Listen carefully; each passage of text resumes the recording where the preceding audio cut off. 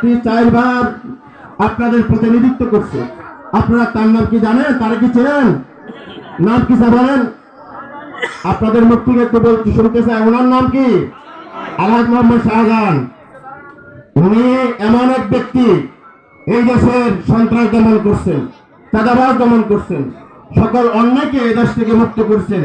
মুক্ত করার পরে এখন উনি আবার আপনাদের সামনে মার্কা ধানের শীষ, বিএনপি জাতীয়তাবাদী দলের সেই ধানের শীষ মার্কাটাকে নিয়ে আপনাদের সামনে হাজির হয়েছেন।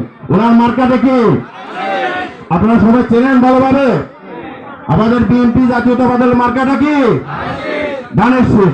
আগামী ফেব্রুয়ারি মাসে ধানের শীষের ইনশাআল্লাহ ভোট। আল্লাহ এটা আমাদেরকে নিয়ামত হিসেবে দান করেছেন। আশা করি আপনারা 15 বছর কোনো ভোট দিতে পারেন নাই। কেন্দ্রে যাওয়ার আগে আগে আপনাদের ভোট শেষ হয়ে গেছে। আপনাদের মৃত ব্যক্তিরা 80 ভোট দিয়ে গেছে। এই ধরনের ইতিহাস রচিত আছে না? এবার ইনশাআল্লাহ আপনাদের